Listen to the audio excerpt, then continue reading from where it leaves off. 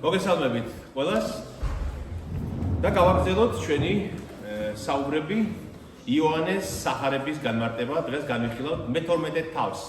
თითქმის ჩვენ ცენტრალურ ადგილას ვართ მისული იოანეს სახარების მე-12 თავი აღწერს უფლის დიდებით შესვლას იერუსალიმში. ჩვენ ბრძობას, როგორც ჩვენ მას ვეძახით.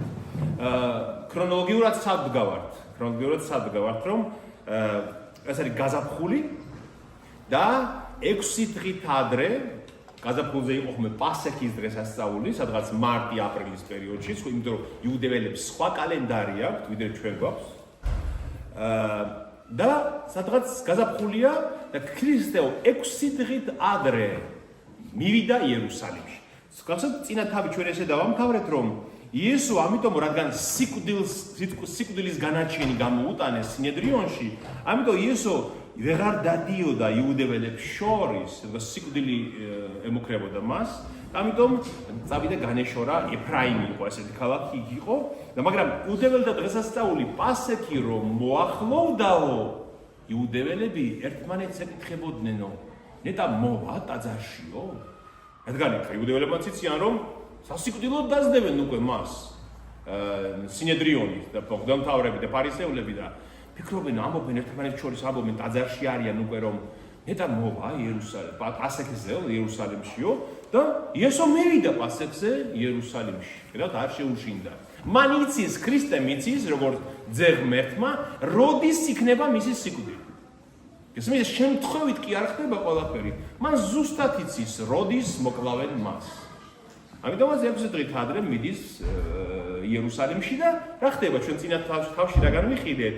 ბეთანიაში მიდის, სოფელ ბეთანიაში, რომელიც იერუსალიმიდან 3 კილომეტრით არის დაშორებული, ზეთის ხილის მთაზე.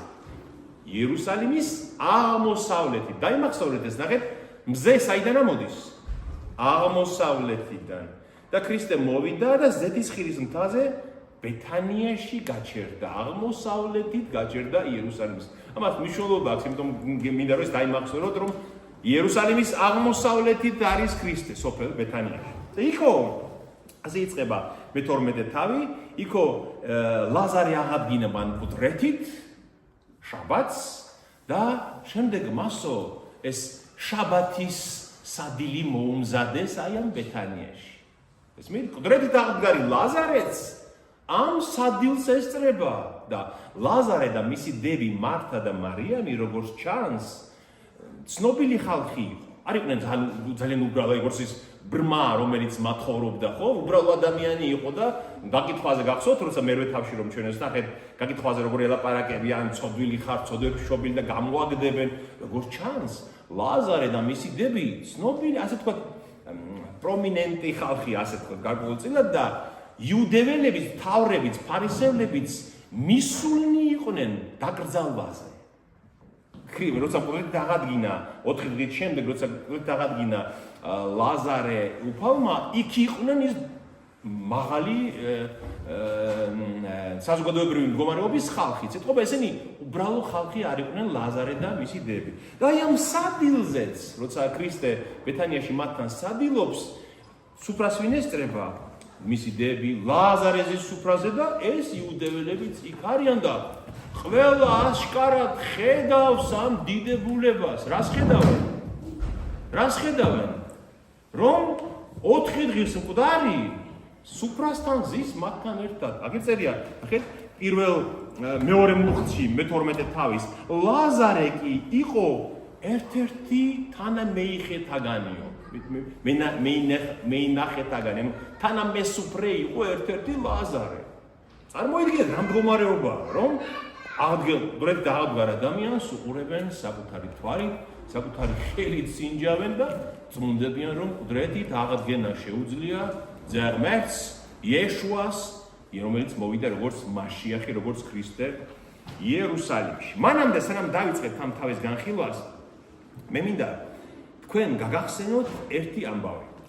აი, რომ დაგარწმუნოთ ამ ყველაფრის, აი ლაზარეს აღდგინების დღეს, აი ამ ბზობას, დიდებით შესვლას იერუსალიმში, აი მთელი თაიგულია სასწაულების და წინასწარმეტყველების აღსრულების. აი, ბევრი რამე აღსრულდა ერთად. ბევრი რამ რაც დაიწერა უფალზე, ქრისტეზე. აი, მთელი თაიგულია, როგორ აღსრულდა ეს ყველაფერი ერთად ამ ერთ დღეს. ერთ-ერთი მინდა გაჩვენოთ ძალიან თვალსაჩინოდ, აი რომ თქვენ აი ნახოთ რომ ეს ყველაფერი ზღაპარი და ლეგენდა კი არ არის. რეალურად მოხდა ეს ყველაფერი, ხალხო. ნახეთ? მოსეს მეორე წიგნის მესამე თავში, მე-12 თავში უკაცრავად, მე-12 თავში უფალი აძლევს ისრაელს ასეთ მცნებას, რომ მე-7 თვე იყო ნისანი. ჩვენ ხო ივლისია მე-7 თვე. ებრაელებთან მე-7 თვე ეს ერქვა ნისანი. და უფალი ეუბნება რომ გამოხვედითო ეგვიპტის მონობიდანო, ამიერიდანო პირველი დასაწყისი იყოს წელიწადისო თქვენთვისო ეს ნისანიო. ანუ გესმით, მანამდე მე-7 თვე იყო ნისანი, მაგრამ მონობიდან გამოსვლის შემდეგ უფალი ეუბნება რომ ეს თვე იყოს პირველი თვე თქვენთვის. რატომ? იმიტომ რომ მონობიდან გათავისუფლების თვეა. და ეუბნება რომ ამ თვისო 10 რიცხვშიო, და მოусმინეთ ძალიან მნიშვნელოვანია ეს რაც მე ხლა ვლაპარაკობ. ამ თვის 10 რიცხვშიო ყველა თქვენთაგანმაო შეიგულოსო, ანუ იყიდოს, მოიყვანოს კრავი, ციკანი ან თიკანი, ბატკანი სახლშიო. 10 რიცხვში. ეს 10 ყავდეს სახლში ეს თიკანი ან ციკანი ან ბატკანი სახლში ულიან აჭმევენ ხო ახლა ისე ხო არ იქნება ეს ცხოველი ბავშვები ეთამაშებიან უყვართ ეს ცხოველი ხო სახლში ხა წარმოგიდგენთ 4 დღე სახლში რო ყავთ 5 დღე სახლში რო ყავთ 14 რიცხვშიო ორ საღამოს შუა დაკალითვეს და პასექისთვის გაამზადეთ და პარასკევს ჭამეთ პასექი გესმით? ეს რას მოაგონებდათ მათ რომ როცა ეგვიპტიდან გამოყავდა უფალს ესენი ხომ? იმ ღამეს ხო ჭამეს პასექი. იმ ღამეს უთხრა უფალმა რომ დაკალით ეს კრავი, სისხლი წაუსვით კარებზე და რომ ჩამოივლის სიკვდილის ანგელოზი. სისხლს ვისაც დაინახავს კარებზე, იმ სახლში არ შევა, რადგან მე-10 და ყველაზე საშინელი სასჯელი რა იყო ეგვიპტეში? რომ ყველას მოუკვდა პირველი შვილი ეგვიპტელებს, ყველას. და უფალი ეუბნება ებრაელებს რომ თქვენ აი ამ საპატსექი, აი ამ თიკანის სისხლი წაუვცვით წირთხელზე და ზღურბლზე კარების და რომ გამოივლის სიკვდილის ანგელოზი არ შემოვა იქ სადაც ამ სისხლს დაინახა. ანუ ამ სისხლმა სიკვდილისაგან გადაარჩინა ებრაელთა შვილები. გესმით? და ამიტომ აი ყოველ წელს მათ პასექზე უნდა გაეხსენებინათ ეს იგივე. გესმით? ნახეთ ეხლა რა ხდება? აი რა არის მნიშვნელოვანი ჩვენთვის. 10 რიცხვი, როცა მათ კრავები შეიგულეს, ყველა ებრაელმა, როცა კრავი იყიდა, რა დღე იყო? კვირა, როცა იესო შევიდა იერუსალიმში. გესმით? აი იმ დღეს, როცა მათ დასაკლავი კრავები სახლში მიიყვანეს და იყიდეს, ის დღე იყო, როცა უფალი შევიდა იერუსალიმში. თითქოს იერუსალიმმა თავისი დასაკლავი კრავი მიიღო თავის ქალაქში, გესმით? სახლებში კი არა უკვე. აი ის ნამდვილი მსხვერპლი, რომელიც უნდა მოკლან 10-ში, აი იმ დღეს, როცა სახლში მიყავდათ ხოლმე ბჯულის მიხედვით კრავი, შევიდა მაშინ უფალი იერუსალიმში. 2 შაბათი, 3 შაბათი, 4 შაბათი და 5 შაბათი იერუსალიმში იყო. ქადაგებდა, ასწავლიდა კიდევ ეკამათებოდნენ. ანუ ვინცაც უყვარდა, უფრო მეტად შეუყვარდა, როგორც ის კრავი თიკანი სახლში, გესმით? უფრო მეტად შეუყვარდა. 5 შაბათს საღამოს უფალმა თავის მოწაფეებთან ერთად 6 საათზე ჭამა დაიწყო პასექის ჭამა. 6 საათზე უკვე ებრაელებთან ასე იყო, რომ საღამოს 6 საათიდან იწყებოდა მეორე დღე. აი ჩვენთან სოფლებში ძველმა ხალხმა იწოდა ხოლმე, რომ შაბათს საღამოს უკვე კვირა ძალიაო, ხო? აი ეს ებრაული ჩვეულება.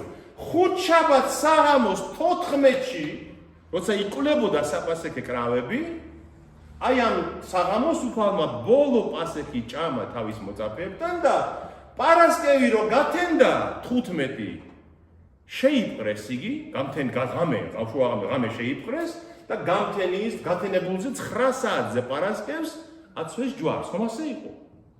ანუ იმ დღეს პარასკევს როცა ებრაელები ჭამდნენ აი ამ საპასექე კრავს, მოკლე აწვეს ჯვარს აწვეს უფალი.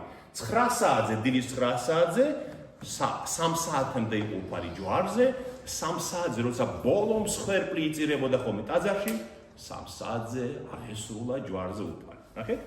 და პარასკევსვე ჩამოხსნეს იგი ჯვრიდან, აი ამ ქრონოლოგიას გადაუღეთ სურათები და გაიაზრეთ ეს ყველაფერი.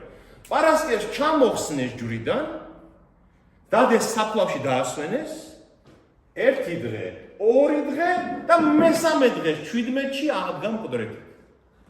10 სწორს. ისევ კვირა დღეს აღდგა მესამე დღეს იგი მკვდრეთით. ეხლა მე გაჩვენებ თქვენ სასწაულ რაღაცას.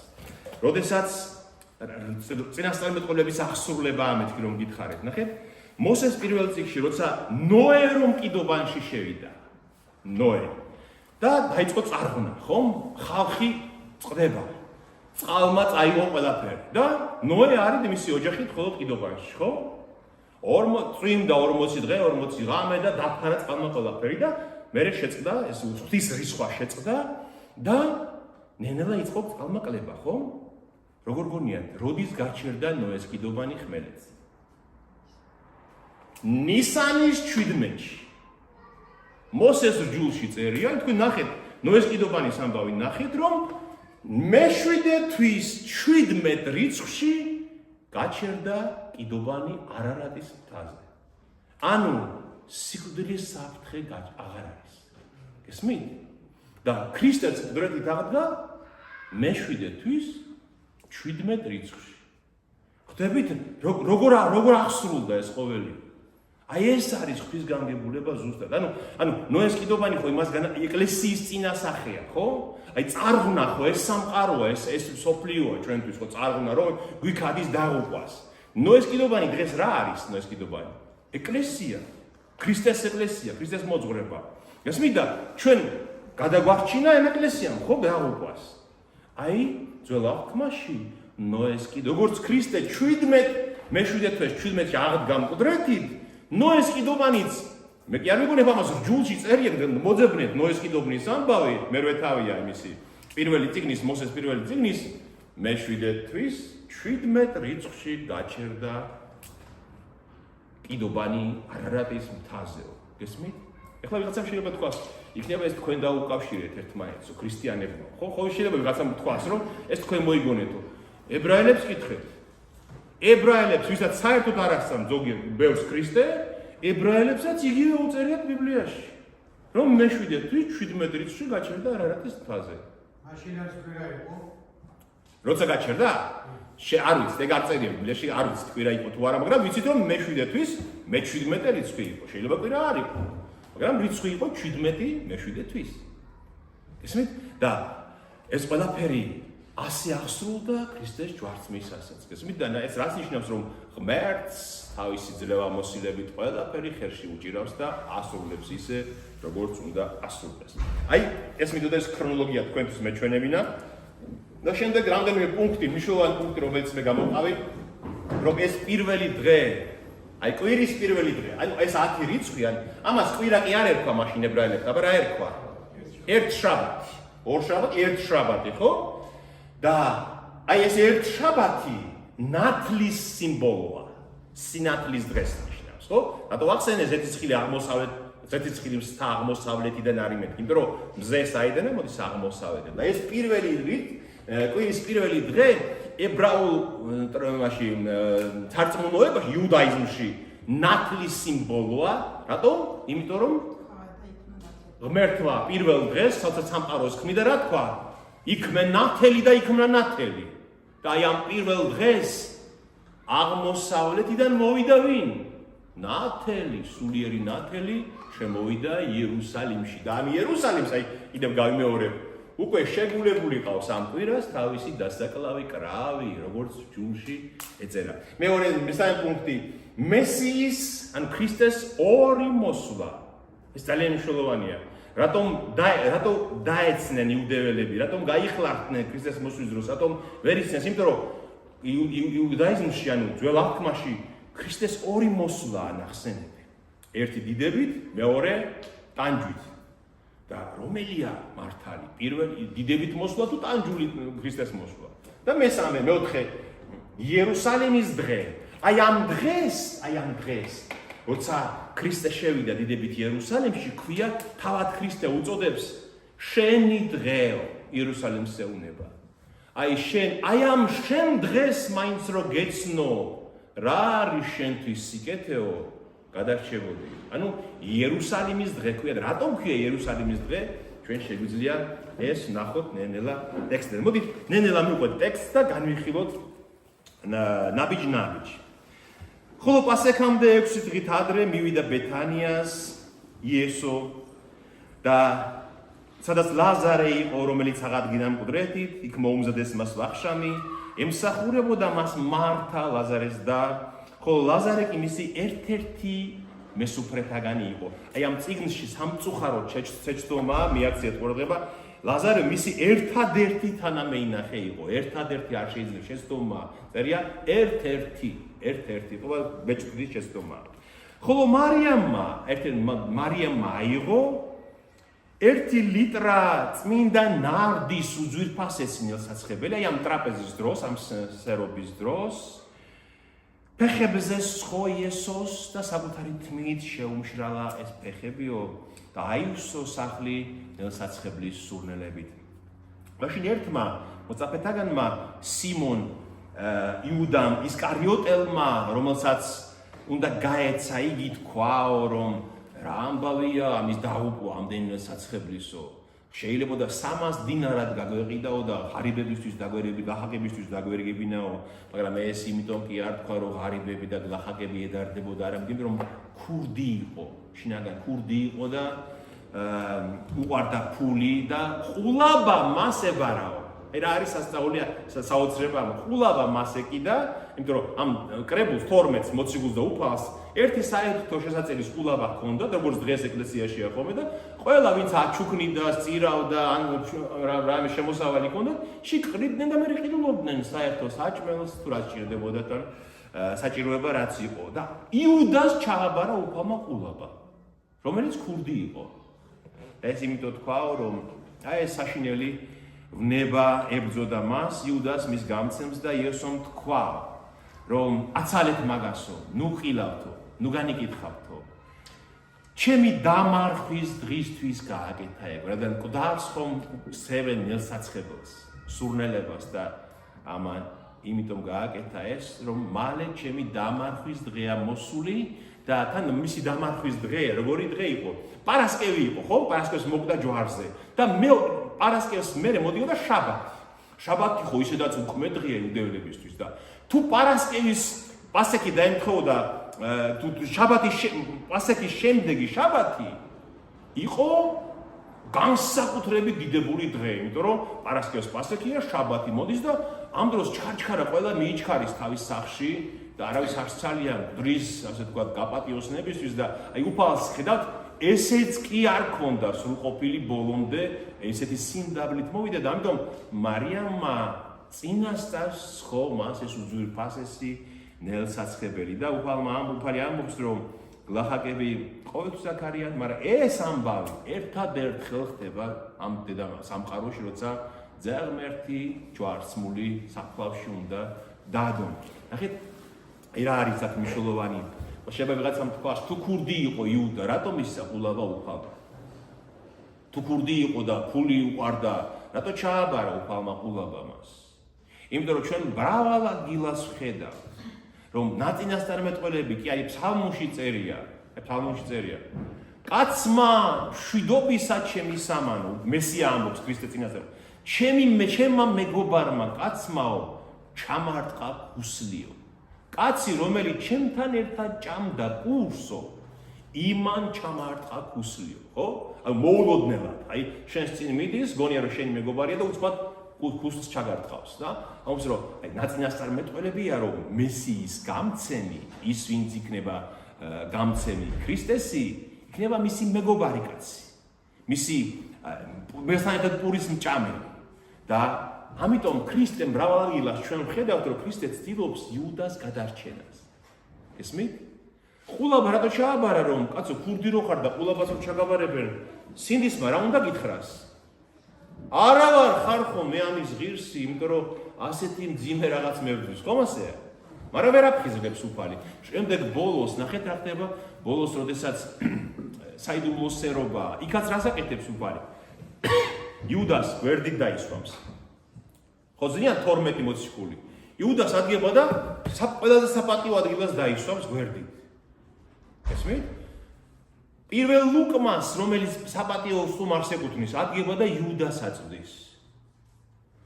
შემდეგ ეუბნება, რაც ჩაფიქრებული გააკეთე მალე. რატო ეუბნება ამ ყველაფერს? რატო უკეთებს ამ ყველაფერს? იმიტომ რომ ცდილობს, რომ იქნება მისმა სინდისმა გაიღვიძოს. იქნება მიხვდეს, აი, საპატიო ლუკმას რომ მოგასწია და შენ ამ დროს ღალატი გაგულში ჩადებული, რა უნდა თქვა? უნდა ცრემლები დაიღვარო, რომ არა ვარ უფალო, მე ეს ჩავიდინე, ხო უნდა თქვა ეს. მაგრამ ქრისტე აფხიზლებს. ბოლოს კიდევ გეცამანის ბაღში როცა შეიპყრობენ იესოს. იუდა რომ მივა და აკოცებს უფალს, მოძღვარს. ქრისტე რას ეუბნება? რატომ მოხვედი მოყვასო? მეგობარო, რატომ მოხვედიო? რომ კიდე იქნება ბოლო წამამდე რაღაცნაირად აი როგორც იმ ავაზაკმა ჯვარზე ხო შეინანა ბოლოს. იუდესაც სანამ ქრისტე ცოცხალია, კიდე აქვს შანსი რომ შეინანოს, გესმით? აი ჯვარცმულ ქრისტესაც კი სანამ მოკვდება ჯვარზე, კიდევ შეუძლია რომ აპატიოს იუდას, გესმით? მაგრამ ვერ აფხიზლებს მისინდის რატო?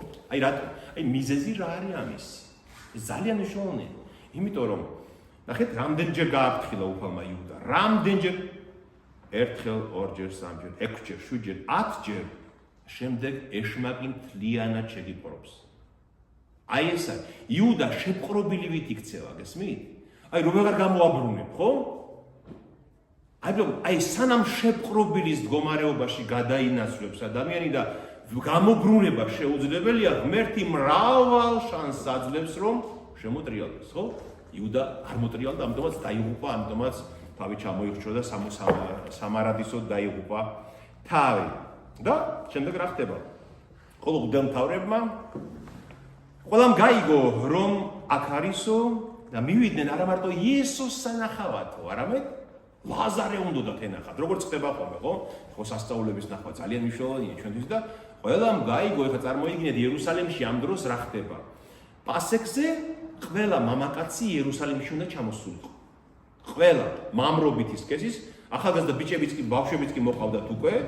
და ყველამ გაიგო, რომ ის ვინც ლაზარე მკვდრეთით აღადგინა, აქ არის ბეთანიაში და მოდიოდნენ მის სანახავად და იუდეველებმა, მღვდელმთავრებმა კი განიზრახეს ლაზარეს მოკლაც.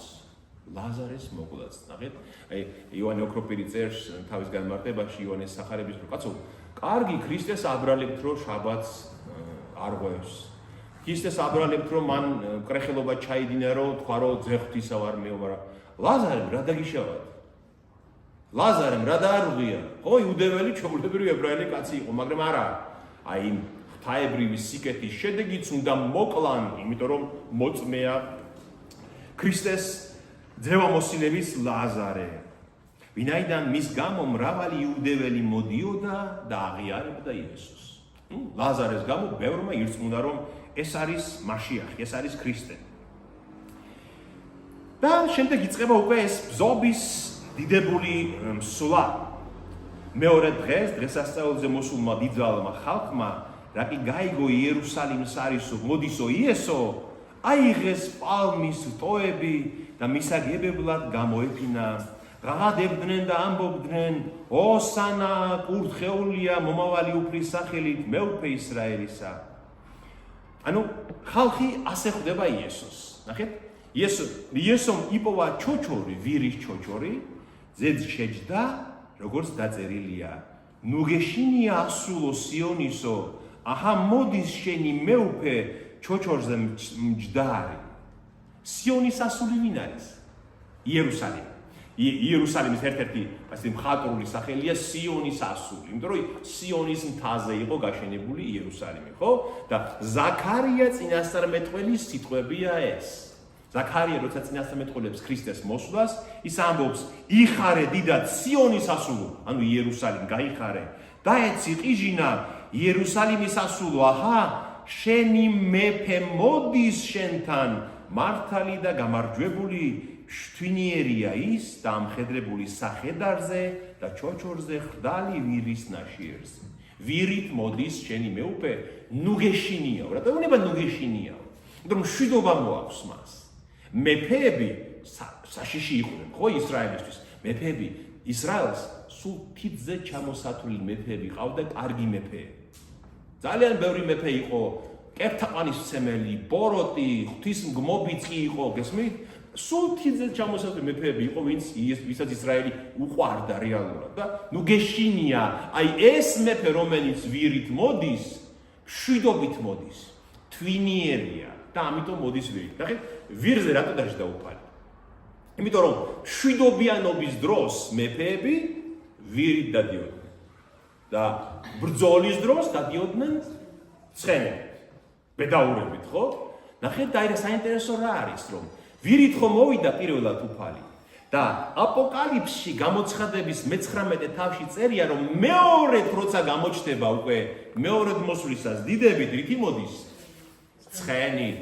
ნახეთ, აი წავიკითხოთ ეს ადგილი, იოანეს გამოცხადება 19 თავი, ნახეთ, როგორ ხედავს მას იოანე ღვთისმეტყველი და ვიხილე გახსნილიცა და აჰა თეთრი ცხენი და მასზე მჯდომს ეწოდება სარწმუნო და ჭეშმარიტი, რადგანაც სიმართლით განჯის და იბრძვის. უკვე დიდებით მოდის, თეთრ ცხენზე მჯდარი, ზეციდან მოდის მაცხოვარი მეორედ. ვირით კი აღარ მოდის, თავმდაბალი, თვინიერი, მშვიდობიანი. და თვალნი მისნი, როგორც ცეცხლის ალი და თავს ედგა მრავალი გვირგვინი და ქონდა სახელი დაწერილი, რომელიც არავინ იცის მის გარდა. შეუცნობელია ის, გესმით? სახელი აწერია ამ მეორედ მოსულ ქრისტეს გვირგვინებზე. არავინ იცის რა არის ეს სახელი, რადგან შეუცნობელია თან ამავდროულად. პირველ მოსვლაზე ხო შეცნობა მისი ამ შეიძლებოდა ჩვეულებრივი ჩვენნაირი კაცი იყო, ხომ ასეა? მეორედ შეუცნობელია ის თეთრ ბედაურზე მჯდომი. და ემოსა სისხლით ნაღები სამოსი და სახელი მისი სიტყვა ღვთისა. სისხლი ატყვია სამოსზე. რატომ? რომ ჩვენ ვიცნოთ, რომ ეს ის არის, რომელიც ჯვარს აწვეს და გვერდიდან რომ სისხლი გადმოვიდა, როცა შუბი უგმირეს, ის არის ეს ბედაურზე მჯდარი. და ნახეთ, თან ციური მხედრობა მოსდევდა მას თეთრ ცხენებზე ამხედრებული და სპეტაკი და წმინდა ბისონით შემოსილი. მოსდევს მას ანგელოს და დასი თეთრ ცხენებზე ამხედრებული და მოდიან უკვე როგორც მებრძოლები, როგორც აი დიდებით მოდის მისი ლაშქარი ქრისტესი, რატომ? რომ საბოლოოდ შემუსროს ბოროტება ამ ქვეყანას. მაგრამ პირველი მოსვლა მისი არის მშვიდობით ვირზე მჯდარი, როგორც ზაქარიამ იწინასწარმეტყველა. ეს პრობლემა მინდა ბარემ ახლა რახან აკვართ, ეს განვიხილოთ. ნახეთ, აი მაგ თალმუდი მაქვს, ნაწილია თალმუდის. თალმუდი რა არის? თალმუდი არის ძველი რაბინების განმარტება რჯულის, ხო? ან როგორც ჩვენ ყავს წმინდა მამები ქრისტიანობაში, ებრაელებსაც ყავდათ წმინდა რაბინები, მათთვის წმინდანი, რომლებიც რჯულს განმარტავდნენ, ანუ მოსეს რჯულს ძველ აღთქმას.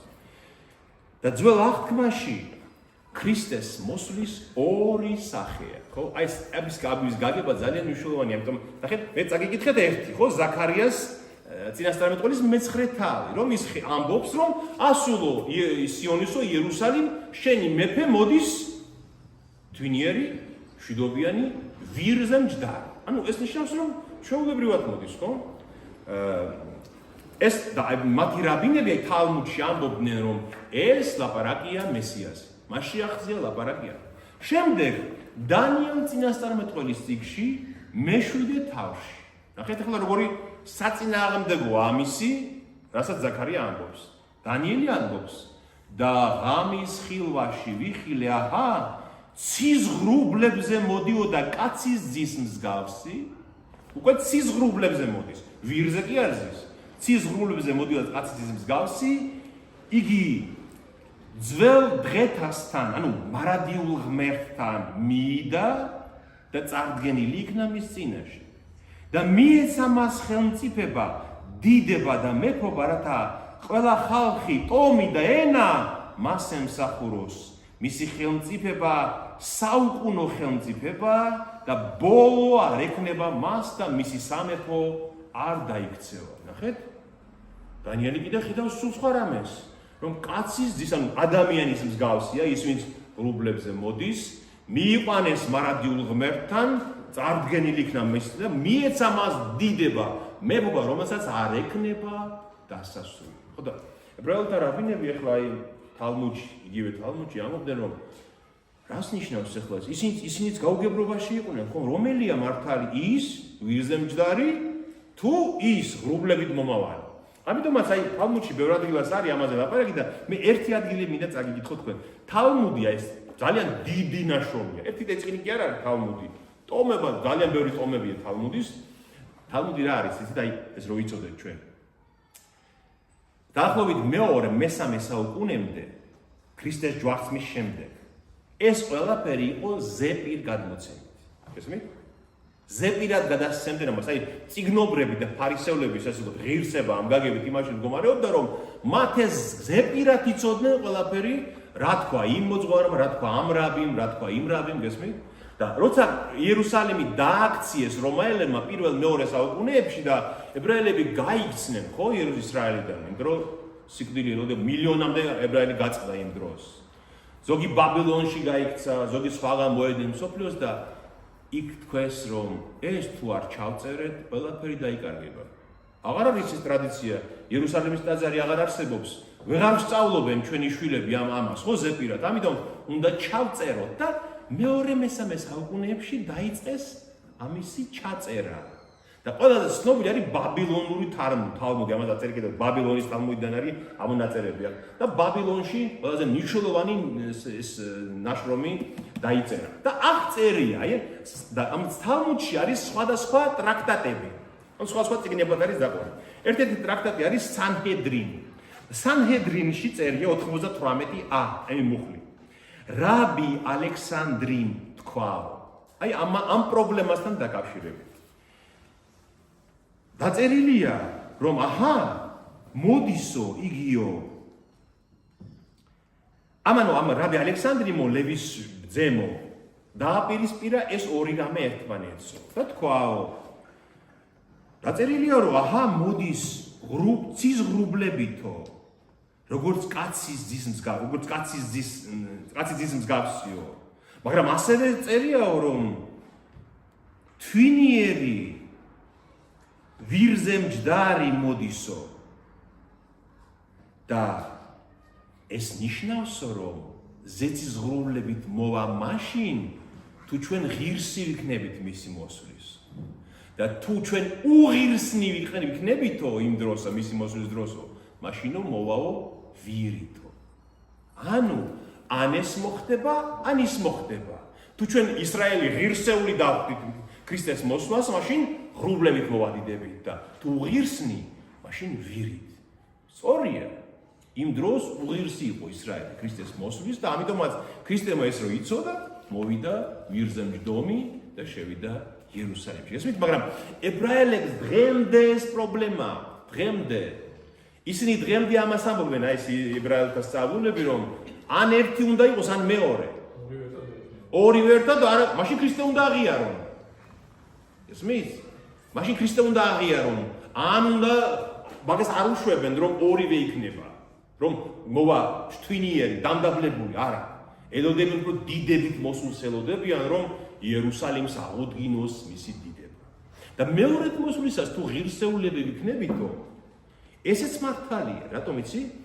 ბოლოდ რა არის დაწერილი, რომ აი იმ დიდი ვაების დროს ისრაელის დიდი ნაწილი გაწყდება იმ გიგურებაში. აი ბოლოს ამ ნახევარი წლის განმავლობაში. და ის ნატამალი ისრაელში ვინც დარჩება, ვინც ირწმუნებს მესიას იმ დროს, აი ის იქნება ღირსეული ისრაელი, ვინც ზეციდან მოსულ ქრისტეს შეხვდება.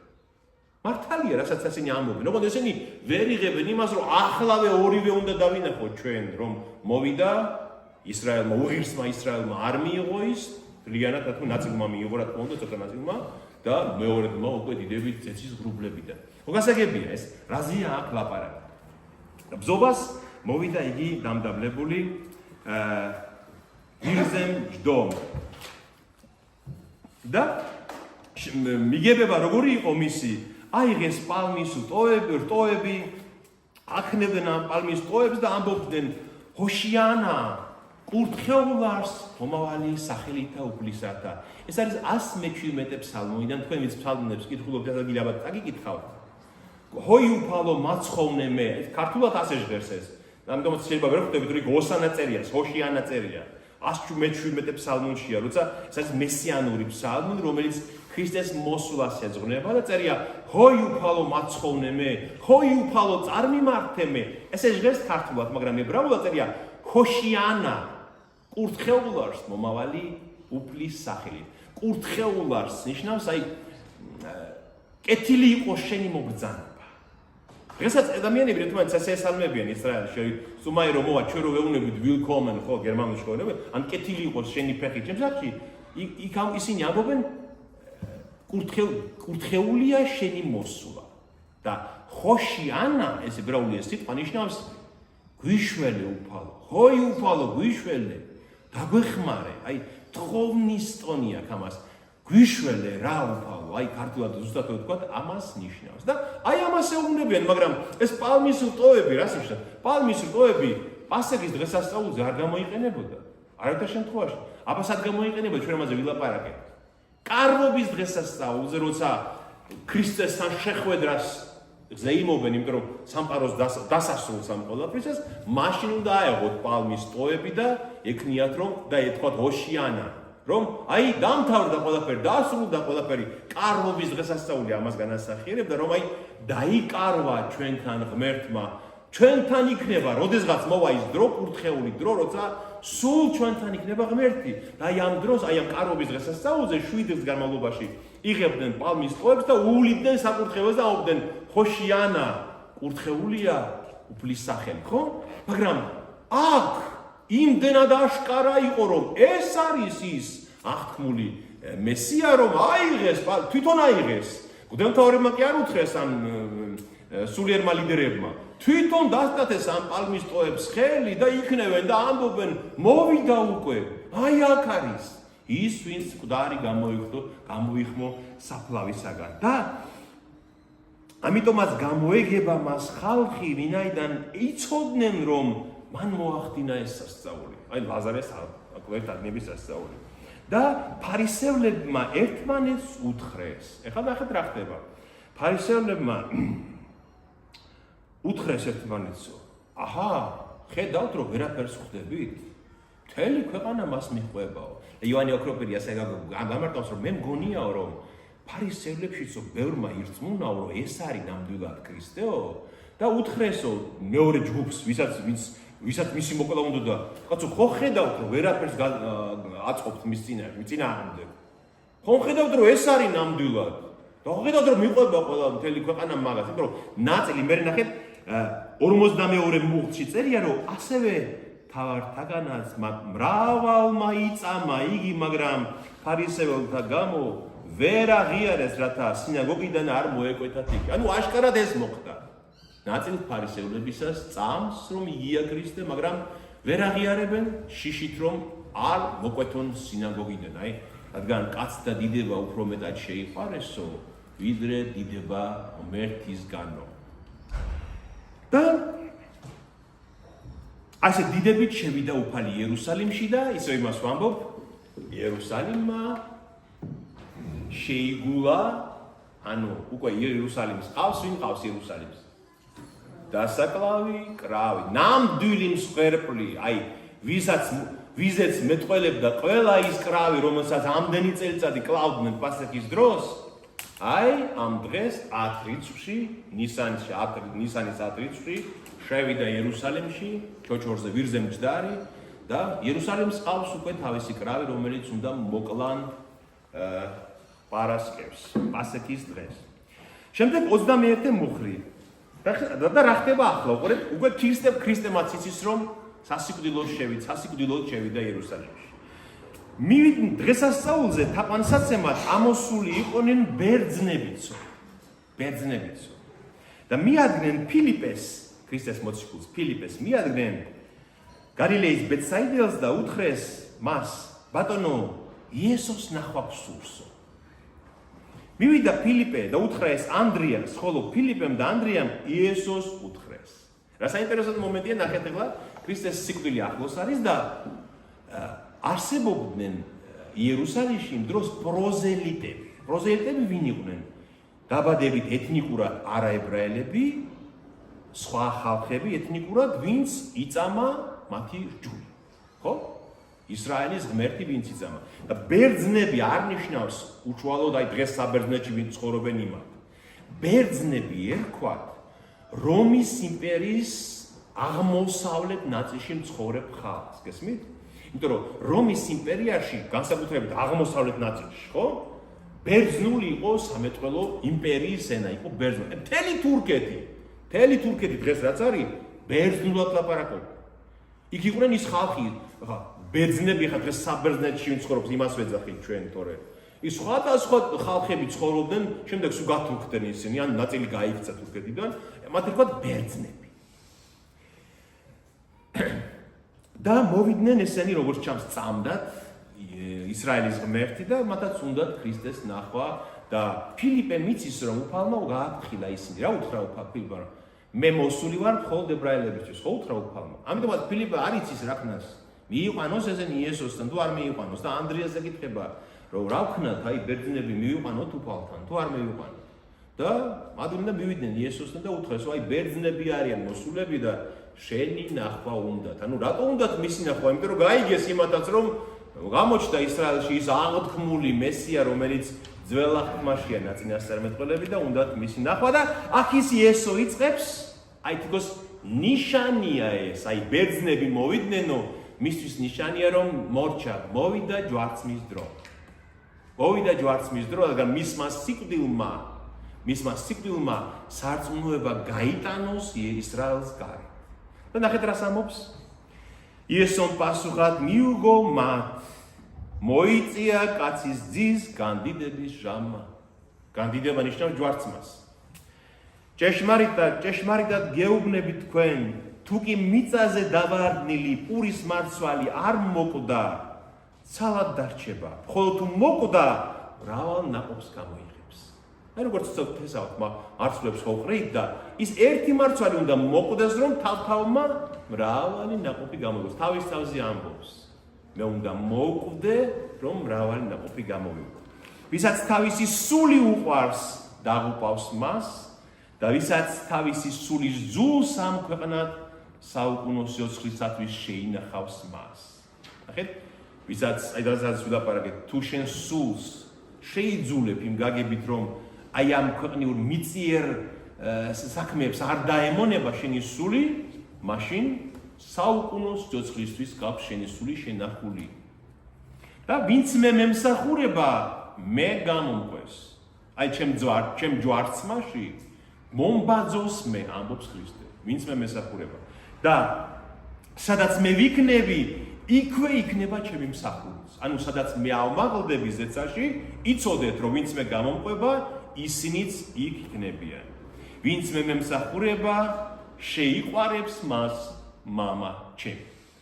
ჩემს მამას ეყვარება ის, ვინც ჩემი მსახური გახდება.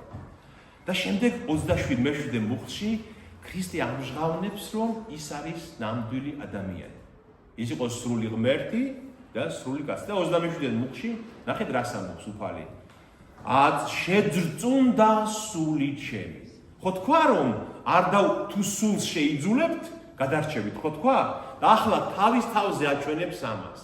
სული სხვა რამეს თხოვს, მაგრამ არ უთმობს უფალი ამას. ნახეთ 27 მუხლში. ად შეძრწუნდა სული ჩემი ადამიანურად და რა ვთქვა?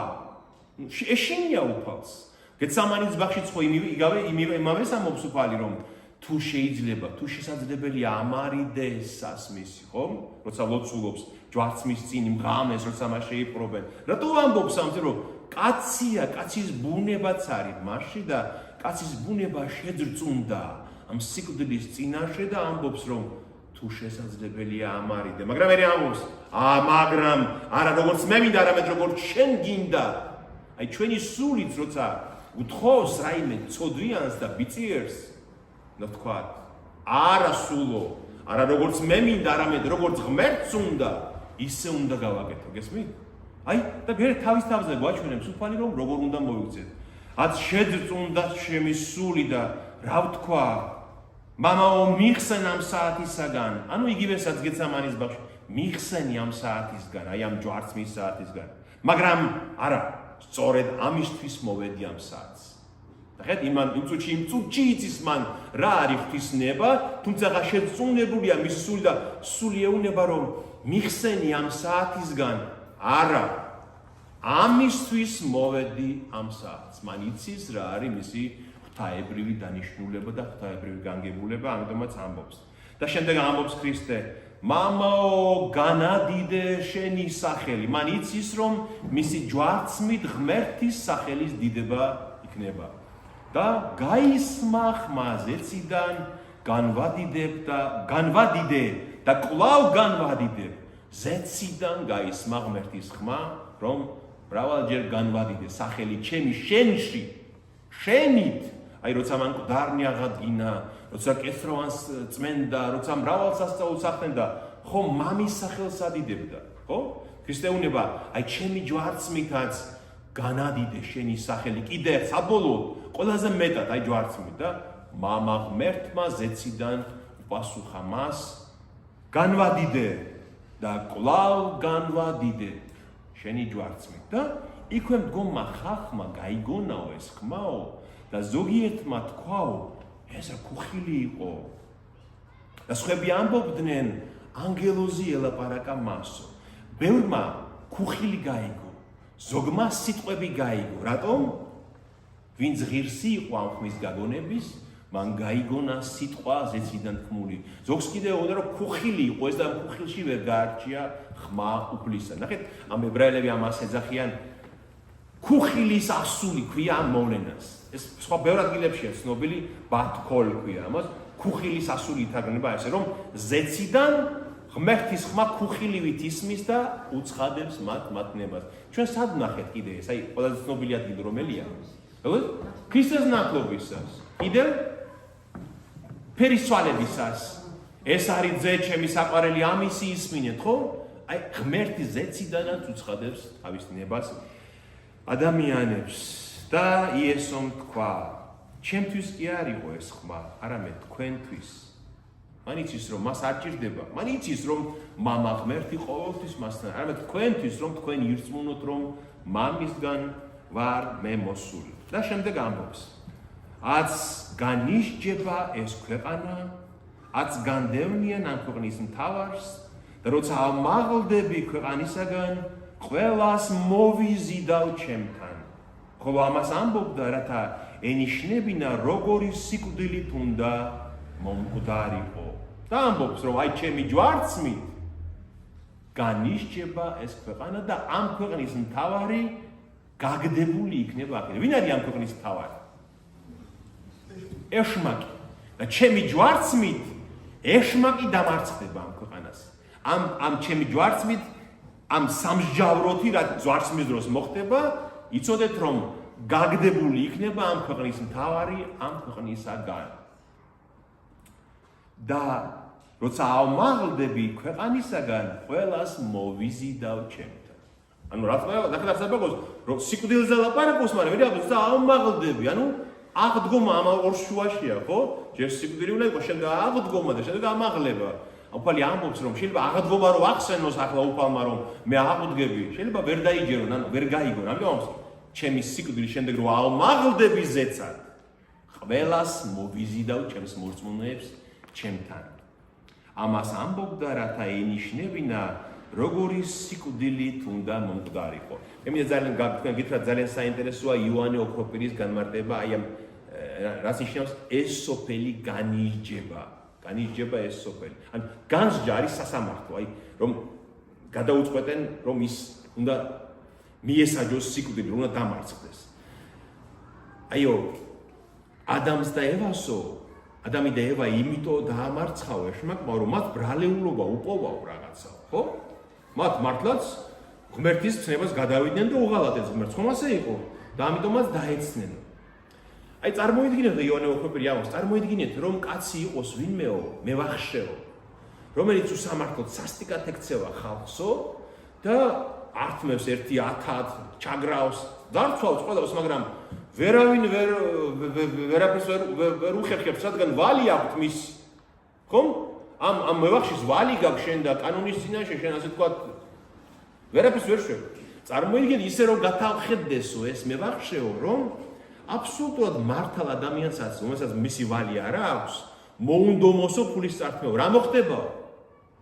ჩააგდებენ საბოლოოდ საპრობილეში ამ მევახშესო და ის რაც ხვევი ჩაგრაო, აი ამ მართალ კაცთან დაჯახებითო გადაეხდება სამაგიერო მიეზღვება სხვებისთვისაც.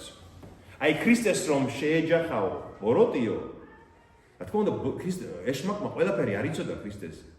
ეს ღმერთმა იცის ხოლო და ეშმაკი მიუდგა მას როგორც კაცს. და ეგონა რომ ამ კამას რომ მოაკლევინებს ამ მის გავლენის ქვეშ მყოფ ხალხს, ეგონა რომ დაამარცხებს. მაგრამ ღმერთი შეხვდა, გესმით? განკაცებულ ღმერთს დაეჯახა და აი მევახშესავი დაისაჯა საბოლოოდ და დამარცხდა იმ დანაშაულებისთვისაც, რაც მან სხვა ადამიანებთან ჩაიჯახა. ხო გესმით რაზე ელაპარაკე? ამიტომ ქრისტეს, აი მაგრამ გახსოვთ როცა მიუდგა ის უდაბნოში ქრისტეს და აცდუნებდა. ცდიდა, მას ეგონა რომ დაამარცხებს მასაც. მაგრამ ვერაფერი ვერ უპოვა, ხო? რომ ჯული დაერღვევინებინა მის როგორც კაცს. მაგრამ აი ბოლოს როცა მოაკლევინა ის მართალი კაცი, რომელსაც წოდვა არ ქონია, რომელსაც არაფერი არ შეუწოდავს. აი ამისთვის დაისაჯა ეშმაკი, ამ ქვეყნის მთავარი დაისაჯა და საბოლოოდ დამთავრდა მისი ძალაუფლება ყველა მორწმუნეზე. ესმით, ახლა მორწმუნეზე ეშმაკს ადამიანებზე არ აქვს ძალაუფლება, თუ თვითონ ისინი არ უარყოფენ ღმერთს. ამას ამბობს ქრისტე, რომ აი ახედან ამ ქვეყნის მთავარს განდევნილი იქნება აი ამის გამო. და მიუგო მას ხალხმა, ნახეთ ახლა შემდეგ ებრაელები ეკამათებიან მას. ცოტა დაგვრჩა, იმის რომ შეიძლება ბევრია ერთად, მაგრამ დავამხადო ბარემ. და უთხრეს მას ებრაელებმა, ახლა რა არის ებრაელების პრობლემა? რაზე ჩვენ უკვე ვილაპარაკებთ, რომ კაცო, ჩვენ რჯულიდან გაგვიგიაო, რომ ქრისტე მარადიულად უნდა დარჩესო, უკუნისამდე უნდა ეგოსო. შენ ახლა შენ სიკვდილზე ლაპარაკობ, ძეკაცისა მოკვდება, ამაღლდება, რაზე ლაპარაკობ? ჯულში ჩვენ გვიწერია, რომ უკუნისამდე უნდა ეგოს ქრისტე. ვინ არის ეს ძეკაცისაო? მე ვხედავ, ჩვენ ვიცით, რომ დანიელმა თქვა, რომ ძეკაცისა ღრუბლებიდან ღრუბლებზე მოდიოდა და მარადიული მეუფება მიეცალა, ხო? და ვინ არის ეს ძეკაცი და ვიზე ლაპარაკობ, თუნდაც ეკამათებიან მას. და უთხრა მათ იესომ, ცოტა ხანს კიდევ იქნება ნათელი თქვენთან. იარეთ სანამ გინათებთ, რათა არ მოგიცვათ ბნელმა, ვიდრე ამ ბნელში მოარულმა არ იცის საით მიდის. სანამ გინათებთ, გწამდეთ ნათელი, რათა გახდეთ ნათლის ძენი. ეს რომ თქვა იესომ, წავიდა და გაუჩინარდა მათგან. ამდენი სასწაული მოახდინა მათ წინაშე, მაგრამ არ იწამეს მისი. ეუბნება ქრისტე, რომ სანამ ნათელი, ხომ მე ვარ ნათელი სოფლისა, ხომ ქრისტე, სანამ ნათელი თქვენთან არის, კიდევ იარეთ ნათელში, რომ არ ბნელმა ბოლომდე არ მოგიწვათ. აი, რაც მე წეღამ თქვი, ერთხელ ეთქვი უარს ნათელს, ორჯერ, სამჯერ, 10ჯერ და მე მოგიცვამს ბნელი და დამთავრებული ვეღარ გამოხვალ იქ და ქრისტე ამას ეუბნება ებრაელებს, აი იუდეველებს, რომ სანამ ნათელი თქვენთან არის, კიდევ გაქვთ შანსი, რომ ეს ნათელი და ნათელში მყოფი სიცოცხლე მიიღოთ თქვენში. შემდეგ იოანე ოქროპირი ამას ასე ამბობს, საიმინე სათვლით წაგიკითხოთ, რომ მართლაც რას აღარ აკეთებენ ახლა იუდეველებიო? აი ცდილობენ, მოშორნეები არ არიან იუდეველებიო. თუმცა არ იციან რას აკეთებენ, არამედ თითქოს ბნელში დადიან, ფიქრობენ, რომ მიდიან საპირისპირო გზით, ინახავენ შაბათს, იცავენ კანონებს, მისდევენ წესებს საკვებთან დაკავშირებით, მაგრამ არ იციან საით მიდიან. ამიტომ მეუბნებოდა მათ, გწამდეთ ნათელი, რათა ძენი ნათლისანი იყვნენ. გესმით? აი იუდეველის პრობლემა რაში იყო? მაშინაც და ახლაც, რომ რისთვის ასრულებენ ამ ყველა წესებს, მათ არ იციან, აი რა არის მიზანი? რა არის მიზანი ამის? ანუ ნათელი ქრისტეა და თუ ქრისტე არ იწამეს, დადიან ბნელში. აზრი იმ ყველაფერს დაკარგული აქვს. ესმის, აი, სხვებლის შეწირვა, განბანვა, ეს რიტუალები, აი, რა აზრი აქვს ამ ყველაფერს, შენ თუ ქრისტეს ვერ ხედავ ამ ყველაფერს. აი, იმიტომაც შემდეგ პავლე მოციქული ამბობს, ნახეთ, ეს ადგილი მინდა დაგიკითხოთ, რომ კორინთელთა მიმართ ეპისტოლეში ამბობს მეორე კორინთელთა მეორე ეპისტოლეში ეს არის იხლავე ეს არის მეორე თავი ან მეორე კორინთელთა მიმართ ეპისტოლეს ნახეთ იბრაელებზე ამბობს რომ იმის გამო რომ მათ ქრისტე არ მიიღესო არ იწამეს ქრისტეო რჯულს რომ კითხულობენო თითქოსო რიდი აქვს ან ჩადრი აქვს ჩამოფარებული სახეზე და ვერ ხედავენ ვერაფერს ნახეთ ხოლო დღემდე მოსეს კითხვისას საბურველი გულზე ადევთ თვალებზე კი გულზე ადევთ საბურველი მაგრამ დაბრმავდა მათი გონება რადგან იგივე საბურველი ძველი აღთქმის კითხვისას დღემდე ჩამოუხსნელი რჩება ვინაიდან ის იხსნება მხოლოდ ქრისტეს მიერ ანუ ძველი აღთქმაში რაც წერია მთელი ეს წინასწარმეტყველებები მთელი ეს ამბები რაც ხდება ქრისტეზეა მინიშნება ყველაფერი თუ შენ ქრისტეს არ იწამებ ამოუხსნელია შენთვის მხოლოდ ქრისტეა გასაღები ის რაც ძველ აღთქმას აღიხსნის შენ სხვა მხრივ აზრი არ აქვს ამ ყველაფერს დაკარგული აქვს აზრი აი იგივე სიმბოლოზე რომ თავარი აი სარწმუნოების ღვთისმსახურების გული ებრაელების რა იყო ტაძარი ხო რა ხდებოდა ტაძარში მსხვერპლს შეწირვა ხო სისხლიანი მსხვერპლი აი მოყავდა ცხოველი ამ ცხოველს დაადებდნენ თავზე ხელს აი თქვა ბატკანს და ამბობდნენ ღმერთო შეიწირე ეს ციკან შემინდე აი რა ჩავიდინა ჩემ მეზობელს მაგალითად როტება გაუკეთე მაპატიე ნუ მომკლავ ეს მსხვერპლი შეიწირე ჩემს მაგივრად მაგრამ ერთხელ შესწირა ორჯერ შესწირა სამჯერ მაინც ეს მსხვერპლი მუდმივად იწირება ვერ გშვენის გესმის ვერ გათავისუფლებს ამ დანაშაულისგან და ეს მსხვერპლი თუ ვერ მიხვდი რომ ამ ეს ყველა ეს ბატკანი ის ხარი რომელიც იქ იწირებოდა ქრისტეზეა მინიშნება რომელიც ერთხელ მოვა და გამოგიხსნის ერთხელ და სამუდამოდ გამოგიხსნის მაშინ რა აზრია იმ ცხოველების შეწირვას ხო აი ებრაელებს დღესაც აქვთ ის სურვილი რაღაც ჯგუფს კარგულ ჯგუფს ებრაელებში რომ ტაძარი აღადგინონ და ისევ აღდგეს მსხვერპლ შეწირვა მაგრამ თუ ქრისტე არ იცნეს ჩამოფარებული აქვს ეს ფარდა გულზე და ვერ ხვდებიან რისთვის ასრულებენ ამ ყველაფერს ის ხომ შეიწირა უკვე მან ხო ერთხელა სამუდამოდ გაგვიღო სასუფევრისგან აი მას ამბობს ქრისტე რომ აი იწამეთ სანამ ნათელი თქვენ შორის არის იწამეთ რომ ბნელში არის აი ამაზე უბნება ზუსტად რომ ნათელი თქვენთვის იუდეველნო ნათელი თქვენთვის ქრისტე მე ვარ ნათელი და თუ არ იწამეთ მოგიწევთ ბნელში სიარული არ იცით საით მიდიხარ და წავიდა და განეშორა რადგან ვერ იცნეს მაინც და იოანე ამბობს რომ ამდენი სასწაული მოახდინა მათ წინაშე მაგრამ არ იწამეს იგი წავიდა და გაუჩინარდა მათგან რათა აღესრულოს შემდეგ იოანე ამას გვიხსნის რატომ მოხდა ეს ყველაფერი ასე რათა აღესრულოს იესაია წინასწარმეტყველის სიტყვა რომელმაც თქვა უფალო ვინ იწამა ჩვენი ნათქვამი ან ვის გამოეცხა და მკლავი უფლისა ეს არის იესაიას 53 თავიდან ჩვენ ამაზე ვისაუბრია ისაიას 53 თავი არის სახარება ძველ აღთქმაში ანუ ქრისტეს შესახებ ფაქტობრივად სახარება მისი ჯვარცმის ამბავია ძველ აღთქმაში სადაც აღწერილია სიტყვა სიტყვით ქრისტეს ჯვარცმა აი მაგალითად ეს ადგილი მე მინდა გაჩვენოთ მთლიანად ვერ წავიკითხავ ამ თავს მაგრამ ძალიან მნიშვნელოვანია ისაიას 53 თავი რასაც გვახსენებს იოანე რომ უფალო ვინ იწამა ჩვენი ნათქვამი და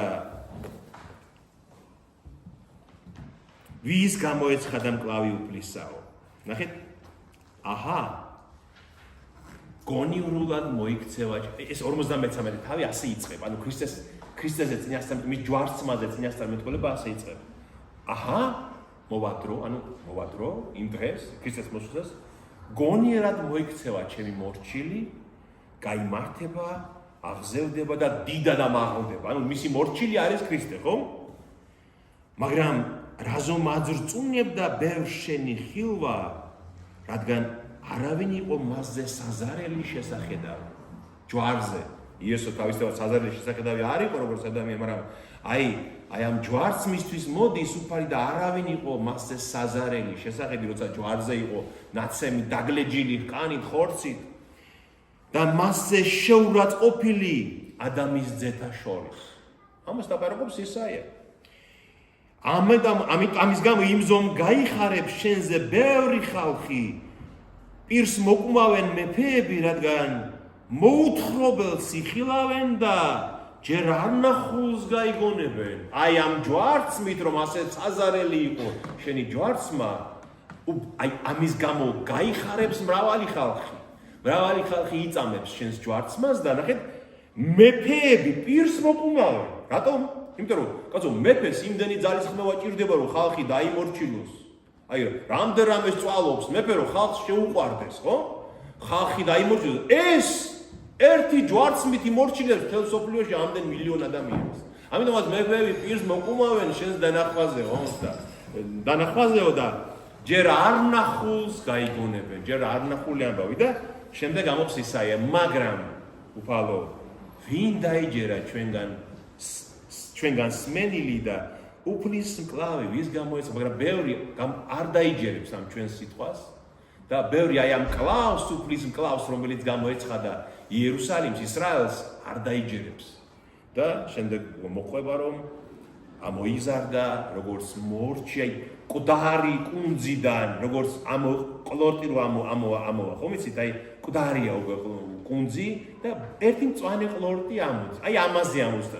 ამიტომაც ქრისტეს ნეცერ ნაზარეთიდან, იმიტომ რომ ყლორტია ის, რომელიც ისრაელი თითქმის მკვდარი იყო სარწმუნოებისთვის და ერთი მწვანე ყლორტი ამოხეთქა ქრისტემ, რომელმაც გადაარჩინა მრავალი.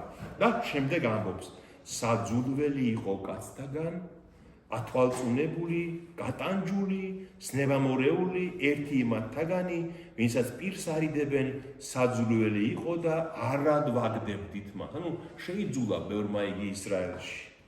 ნამდვილად კი მან იკისრა ჩვენი სნებები და მან იტვირთვა ჩვენი სატანჯველი, ჩვენ კი გვეგონა ღვთისაგან იყო ნაცემ, ნაგვემი და დამცირებული. მაგრამ ის ჩვენი ცოდვებისთვის იყო დაჭრილი, ჩვენი უკეთურებისთვის დალეწილი, მასზე იყო სასჯელი ჩვენი სიმართლისათვის და მისი წყრულებით ჩვენ განვიკურნეთ. ახლა მეტი რა უნდა თქვას? ქრისტეს შრომამდე 7 საუკუნით ადრე ასე ზუსტად სიტყვით აღწერილია ქრისტეს ტანჯვა. მისი ტანჯვით ჩვენ განვიკურნეთ. და მაინც აი ხედავთ, აი ის რიდე, ის ფარდა, ისე მძიმედ აქვთ ებრაელებს, იუდეველებს, დიდ ნაწილს ჩამოფარებული, რომ აი ამას კითხულობენ. თუ კითხულობენ და მაინც არ სწამთ.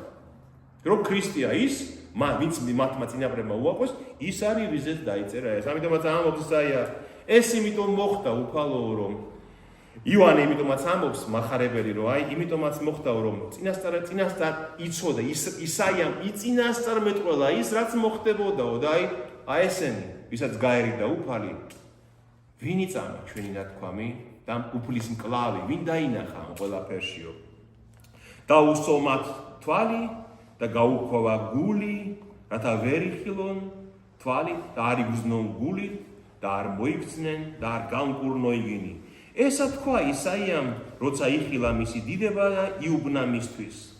ასევე მთავართაგანმაც ბრავალმა იწამა, მაგრამ ფარისეველთა გამო ვერ აღიარეს, რათა სინაგოგიდან არ მოეკვეთათ ისინი, რადგან კაცთა დიდება უფრო მეტად შეიყვარეს, ვიდრე დიდება ღვთისა.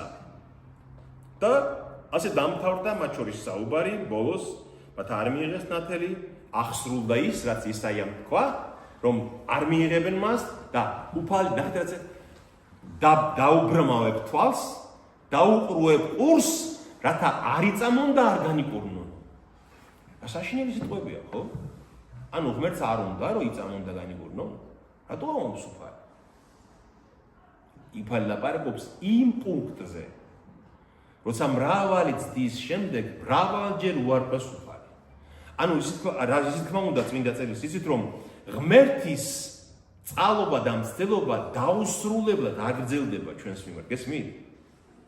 ეს დაუსრულებლად არ ხდება, რომ აი შენ 80 წლის განმავლობაში სულ მუდმივად უფალი გეძახის, შენ მუდმივად უარს ეუბნები და არ ხდება ეს. აი, როდესაც დამთავრდება წყალობის დრო, დაუბრმავდება კაცის თვალი, დაუყრუდება ყური, ხედავს და ასწავს. ვეღაც ცნობს. საშინელი ამბავია ეს, გესმით? ამიტომ გეუბნება უფალი, სანამ დროა, სანამ გაქვს, სანამ ღია კარი, მაშინ. გესმით? ბევრმა გაჩაიდინა ეს საშინელება, რომ მათ ეგონათ, რომ სიბერეში მოიქცეოდნენ. მე ვიცნობ ეგეთ ადამიანებს.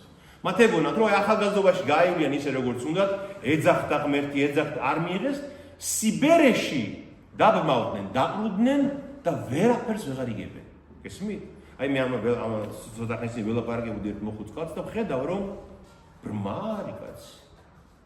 აბსოლუტურად აღარ ესმის, რას ვეუბნები, რას უკითხავ, რას უხსნი, აი შემაძწუნებელია მისთან ახლა გესმით? რატომ? იმიტომ რომ თელ ცხოვრება იმდენჯერ უთხრა უფალს უარი, რომ დაბრმავ და დაყრუდა და არაფერი აღარ ესმის. ხედავ და ტირილამდე სამწუხარო იცით რა არის? რომ აი ის ახლობელი იყო ჩემი, ვისაც ველაპარაკებოდი და მე ვიცი რომ მას შეიძლება ვერასოდეს ვეღარ შევხვდე.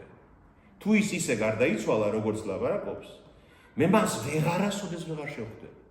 თუმცა მიყვარდა ხო ცხოვრებაში ახლობელი იყო ვიღაცა იყო და ვიცი რომ აი ამის გამო რომ მან უარი უთხრა ჩვენ ვერასდროს ვეღარ შევხვდებით ერთმანეთს, გესმით? ამიტომ ამას სერიოზულად უნდა იფიქროს ადამიანმა. ხოლო იესომ ბოლოს ასე მთავრდება ეს თავი, თქვა, ვისაც მე ვწამვარ, მე კი არ ვწამვარ, არამედ ჩემი მომავლინებელი. და ვინც მე მხედავს, ხედავს ჩემს მომავლინებელს. ეს ამაზე მამას და ძეს ერთინება აქვს და ძე მოსულია მამისაგან.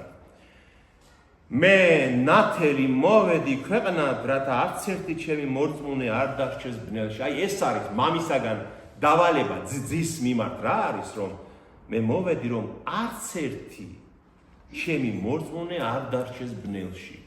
და ეს ბნელი და ნათელი რას ნიშნავს? იმდა გაკითხა, გაჩვენოთ ეს პირველი თავიდან. თუ ვინმე მოისმენს ჩემს სიტყვებს და არ იწამებს, არ გამსჯიმას, ვინაიდან ქვეყნის განსასჯელად კი არ მოვედი, არამედ ქვეყნის სახსნელად. რასაც ჩვენ ვამბობთ ხოლმე ხშირად რომ აი ახლა მეორედ მოსვლამდე თუ ვინმე მოისმენს ჩემს სიტყვებს და არ იწამებს, ჯერ კიდე არ დაიჯება ის სამუდამოდ, საუკუნოდ.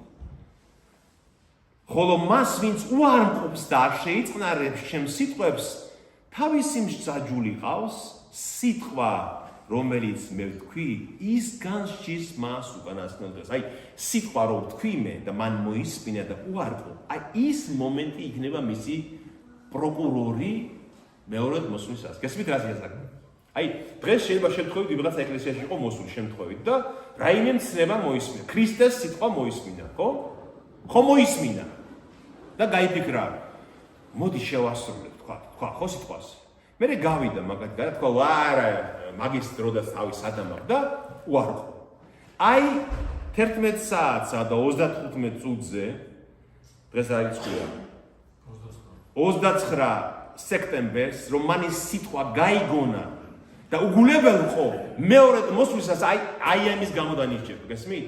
სიტყვა, რომელიც გაიგონა ჩემგან და უარყო, აი ის იქნება მისი პროკურორი მბრალდებელი მეორედ მოსვლისას. გესმით? ჩვენ ხოვავთ რომ აი ღმერთი რატომ დასჯის შენ თვითონ ეს სიტყვა გჭირს რომელიც მოისმინე და არ დაუჯერებ. ვინაიდან თავად არაფერი მithქვამს, არამედ მამამ, ჩემმა მომავლინებელმა მომცა მემცნება, რა ვთქვა ან რა ვილაპარაკო და მე ვიცი რომ მისი მცნება არის სიცოცხლე საუკუნო და რასაც მე ვიტყვი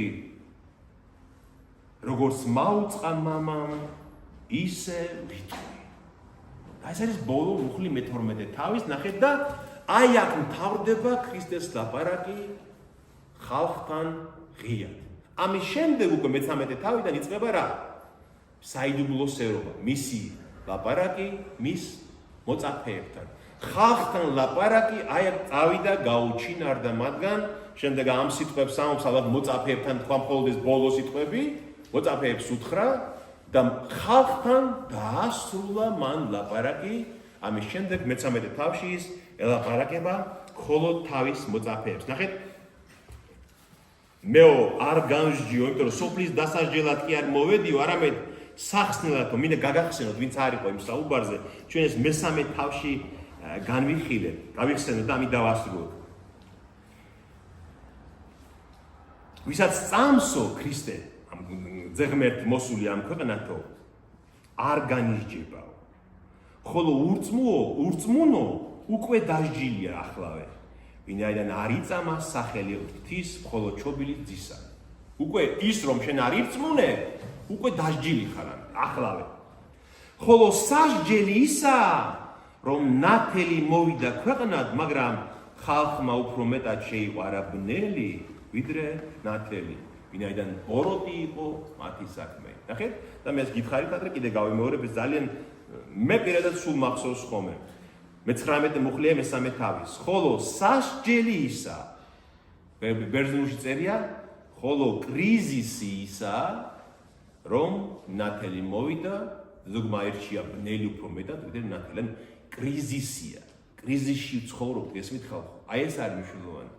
კიდევ გავიმეორებ, ახსენე, ადრეც ვახსენე, რომ ავანტყოფს კრიზისი რო აქვს დღეს ამაღამ, რას ნიშნავს ეს? ან მოკვდება, ან გადარჩება, ხო? კრიზისი ხო ამას ნიშნავს. აი, კრიზისია, ან მოკვდება, ან გადარჩება. ექიმების ხომობა ხომ რომ აი არ ვიცი. ხო? აგონია, ხო, აი კრიზისია, აი ამ ავანტყოფობის კრიზისს მიაღწია, ან დაძლევს სხეული, ან მოკვდება, ხო? ჩვენი ცხოვრება არის კრიზისი. ან მოკვდებით სამუდამოდ, ან სამუდამოდ ვიცოცხლეთ. აი ამას ამობს, რომ გასასჯელი, ანუ საბოლოო ჯამში კრიზისი ნიშნავს, რომ უნდა გადავწყვიტოთ ჩვენ. აი კრიზისი, აი სიტყვა კრიტიკა, საიდან მოდის? კრიტიკა რას ნიშნავს, რომ შენი აზრი უნდა გამოიტანო ამ ყველაფერზე. შენი პოზიცია უნდა დააფიქსო. კრიტიკა ხო ამე წიგნის კრიტიკა დავწერო, მე რას ნიშნავს, რომ მე ჩემი პოზიცია ამასთან მიმართებაში უნდა დავაფიქსირო. გარკვეული პოზიცია, აი რას ვფიქრობ მე ამ წიგნზე, ხო? ეს არის კრიტიკა, აი კრიზისი, კრიტიკა ერთი და იგივე ფუძია გაქვს სიტყვებს. აი შენ ამ ცხოვრებაში უნდა თქვა, გწამს ძეღთისა თუ არ გწამს. აი ეს არის თავი. და პირველ მუხლში ეს მინდა და მეთქვა კიდევ. იყო ნათელი ჭეშმარიტი. ეს არის პირველი თავის პროლოგი, როცა ძეღმერთზე ლაპარაკობს იოანე ღვთისმეტყველი. იყო ნათელი ჭეშმარიტი, რომელიც გაანათლებს ყველა კაცს მომავალს ქვეყნად.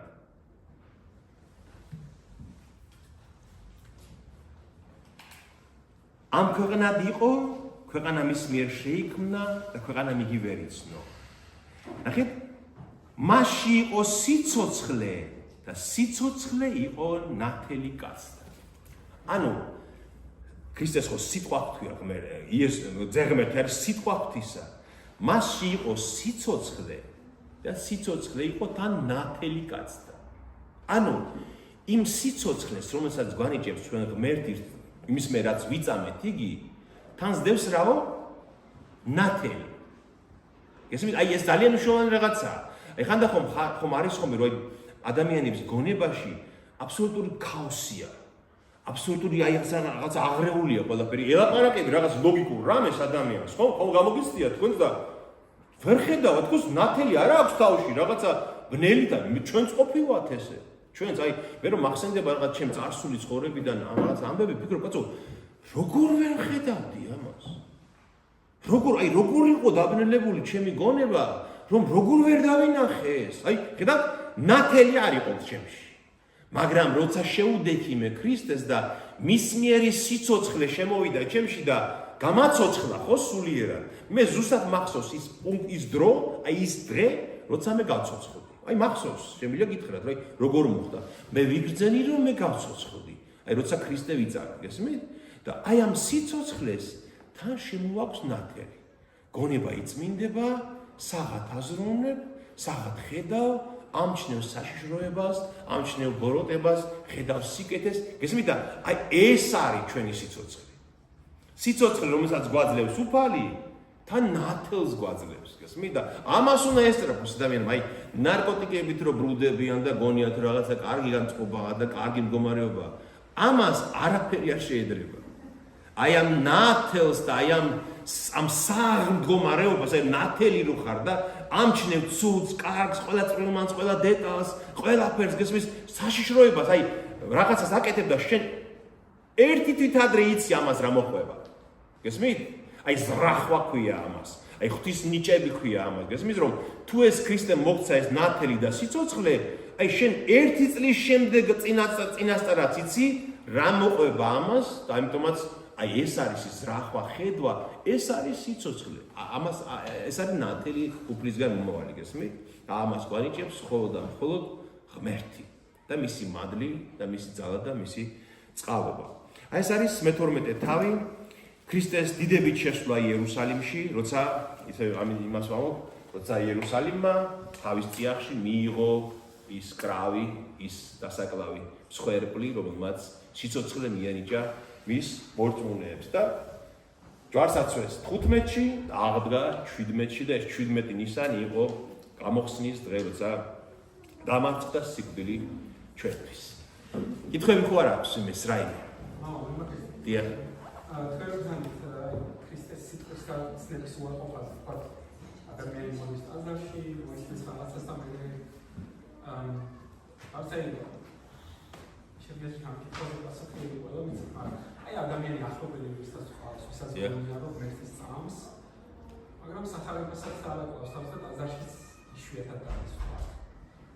ეს პირდაპირ შეიძლება გავიგოთ როგორც ქრისტე. არა, პირდაპირ ვერ გავიგებთ ესე პირდაპირ, იმიტომ რომ შეიძლება ხა ტაძარში პირდაპირ ტაძარში სიარული არ ნიშნავს იმას, რომ ის ან უარყოფილი ან მორწმუნეა, გესმის?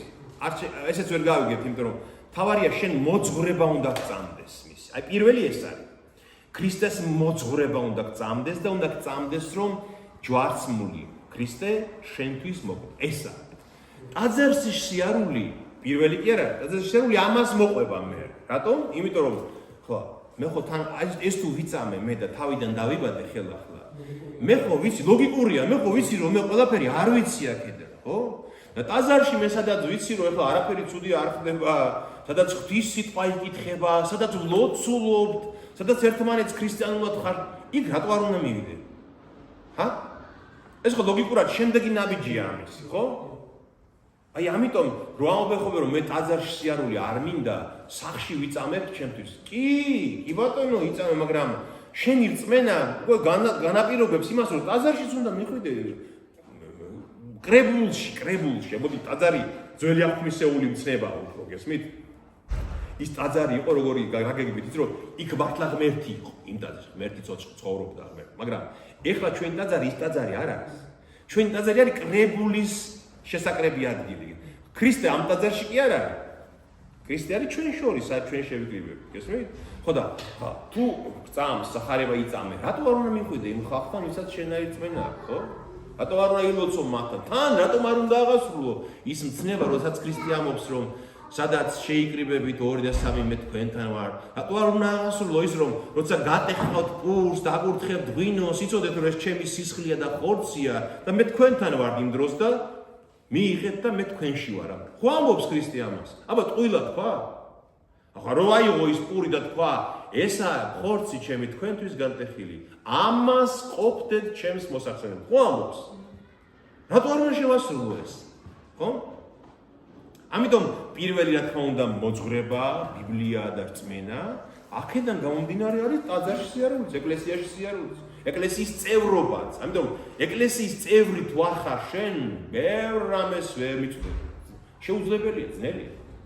აი თუნდაც ავიღოთ მაგალითად ეხლა ჩვენ აი ახლა ეს საქებად კი არ ვამბობ ხოლმე. სულ ხარში უდგევთ ერთმანეთს, მრევლის წევრები, ხო? იმას ის უჭირს, ამას გასაჭირი, იმას გაჭირდა, რამდენჯერ ერთმანეთს ხარში ამბობ გახმოვანებად. ეს ხო ქრისტიანული საქმეა. განა ეს ცუდია? რატომ არ უნდა გააკეთო ეს, ხო? აი ეს არის თორე ახლა იბატონო თუ ვინმე ისე გაატარებს ცხოვრებას რომ ქრისტეს წამს სრულყოფილად ბიბლია და ეკლესიაში გაკარება არ უნდა, იბატონო ეს მისი საქმეა. ეს მისი საქმეა. მაგრამ ზიარებას სად მიიღებს? ვისთან ერთად გატეხავს პურს და ღვინოს? აი ვისთან ერთად? სახში? როგორ გააკეთებს? აი ეს არის ეს. გამომდინარე პირველი შენის კითხვა მე ეს პირველი რა თქმა უნდა რწმენა, რწმენიდან გამომდინარე უკვე არის ეს საქმეები, რასაც ვაკეთებ. წყურვილი ხო რწმენა გაძლევს იმ მოთხოვნილებას, დიახ? მამაო აზულში ვიყავი ხო? ჩემი მოკლე ჭკვით ისა მართავს თვითონ ვინა ხავდი მართავს და მე ღვინოში ეს როგორ ვთქვა ეს ამხელაქალი სამართლო ღვინოში ღვინოს დავდები და პურს ვაკობი და თვითონ ვიზიარებდი თავს. ხო, ნუ სხვა არ იყო და სხვა არ იყო. მაგასაც შეიწირავს უფალი, როცა სხვა საშუალება არ არის, მაგასაც შეიწირავს უფალი, იმიტომ რომ ხოლმე ამბობთ თქვენ სადაც შეიკრიბებით და რწმენით გატეხავთ პურს და ღვინოს, მე იქ ვარ თქვენ შორის. ეხლა ჩვენი წირვა ნახეთ რა შეასაქმე, ეს ჩვენი წირვა უბრალოდ ამან ჩამოყალიბებული სახე მიიღო. აი დაუშვათ, აი ჰიპოთეტურად დაუშვათ. თქვათ ღმერთმა დაიფაროს და გემი და ჩაგვეძირა და მოხვით სადმე კუნძულზე. მაგალითად. აი ჩვენ მით აგვზივართ. ეს ციგნები არა გვაქვს თან წაერული, ხო? წირვა როგორ მიმდინარეობს, თქვა და არ ვიცი სიტყვას. აი დაუშვათ ჰიპოთეტურად, ხო? რა ვერ ჩავატარებ წირვას? თავისუფლად ჩავატარებ. ვილოცებთ როგორ შეგვიძლია, პური და ღვინო თუ გექნება, ვაკურთხებთ, გავტეხეთ, მივიღებთ და იგივე ზიარება იქნება ის. გესმით? ამიტომ არ ზრია მთავარი, აი რწმენა მთავარი, თორე თუ არ გვაქვს საშუალება, სადაც რწმენით გავტეხავთ პურს და ვიტყვით რომ ესაა ქრისტეს ხორცი, ესაა სისხლი მისი და ვიხსენებთ ჩვენ სუფალს და მის ჯვარცმას, ისიც ზიარება იქნება. ვერა, აი ხო ხომ რომ წყალი თუ არ არის არსადო და ყდება ადამიანი და ვერ ნათლავო, სილა შეგიძლია დააყარო წყლის მაგერ და ისე მონათლო, ანუ რაღაცაში შთაფლა. რატომ? იმიტომ რომ თუ აუცილებლად საჭიროა ნადლობა და არა გაქვს ეს წყალი, რაღაცით ხომ უნდა შეასრულოს. ესა, დიახ? მამაო, ეს შეკითხვა მაქვს. ხო, აი ეს წევა და არაერა საფრთხიდან დიახ. შემდეგ ხელი ძველი აღთქმა და სალმონელის და თვითონ ნაცნასამართლობები და იმას გარკვეულწილად მიმდინარეობს, რომ იკლებოდა ეს კრავის სულ და ეს იყო იმის წინაპირობა, სამეთყველება. რომ უნდა მოსულიყო იესო ქრისტე, რომელიც უნდა ცნულიყო ჯვარს და ჩვენ ამითი გამოვესწრებით იმ ცოდვებისგან, რაც უნდა ჩვენ. ეს ხო იყო? რაც ედემში ადამი და ევამ ჩაიდინეს. ხო არ არსებობს სხვა არანაირი ალტერნატიული გზა სახარებაში. ეს უნდა მომხდარიყო. აი თუნდაც იესო ქრისტე რომელსაც ცდილობს იუდას რომ იახვედროს, რომ ანანებინოს, აი აზრი სად არის მისი ხო იუდა აუცილებელი შემადგენელი პირობა არის იმისათვის, რომ ეს წინასწარმეტყველება აღსრულდეს. ეს ხო აღსრულებული იყო, სხვა ალტერნატიული გზა ხო არ არსებობდა და ღმერთმა ხო თავიდანვე წინასწარ იცოდა, რომ ეს ესე მოხდებოდა.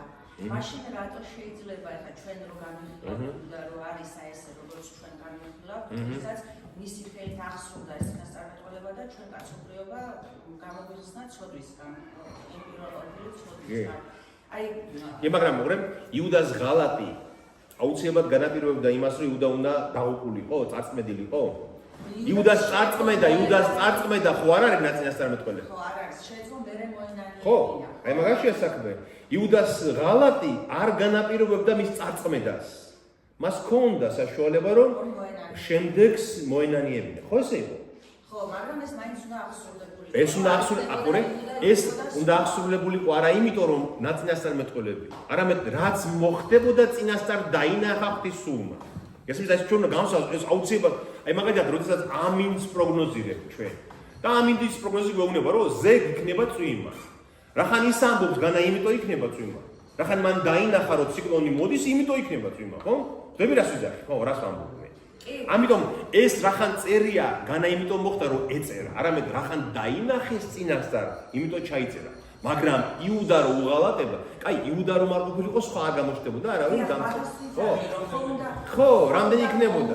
მაგრამ აი იესოს მცდელობა რო ის გამოაფხიზლოს ნიშნ, მაინც ღმერთის კაცმოყარებას აჩვენებს, რომ კი მან იცის, რომ ეს ასე მოხდება, მაგრამ იუდას წარწმედა არ სურს მას. გესმის, იუდას დაღუპვა. ამიტომ ჯვარცმული ქრისტე რომ დაინახა იუდამ, აი იმ დროს შეიძლება დაცემულიყო და მოენანიებიყო, ასე იყო. ან ჯვარცმულს ვეღარ დაეხალ, შეიძლება ამ დროს უკვე მკვდარი იყო, მაგრამ რო შეიპყრეს და გაუჩნდა ის, რომ მართალი კაცი მოგეცით, ხო ამბობს და როცა გააბნია ის 30 ვერცხლი, აი იმ დროს შეიძლებოდა მოენანიებინა, ხო? როგორც პეტრემ მოინანია, ხო? ამიტომ ამის თქმა მინდა მე რომ ამიტომ არსა. იმიტომ არ სწავლობ, იმიტომ რომ ვერ ავაზაკმა მოინანია. ჯვარცმული ხო? ხო ბოლო წუთში მოინანია ავაზაკმა, ხო? და ავაზაკის ამბავი რა საინტერესო ჩემასთან ერთი მოზარდი მოვიდა ჩემთან და ისა მეუბნება, მამო, მიზაო. აიო, ერთგან წერიაო, რომ ორივე ავაზაკი გმობდაო. ერთ სახერებაში წერიაო. ერთგან წერიაო, რომ ერთი გმობდა, მეორე უნებოდა რომ ისაო, ნუ გმობო ესაო, მართალი კაციაო და რომელია მართალი? ეხლა შეიძლება ვიღაცამ თქვას, რომ ხედავ სახარები ერთმანეთს ეწინააღმდეგება. ჯერ გმობდა ორივე. 6 საათი ერთად იყვნენ ჯვარცმულები, ხო? ჯერ ესეც გმობდა. მაგრამ ამ 6 საათში კაცი მიხვდა რაღაცას. ის ხო ხედავდა იესოს, იესო ლოცულობდა ამათთვის. ხედავდა დედა, ვიღაც მოციქულებით განან. გაგებული ხო ქონდა რაღაცები უფალზე. შემდეგ ამბობს, რომ აპატიე მამაო, არიციან რას ჩადიან.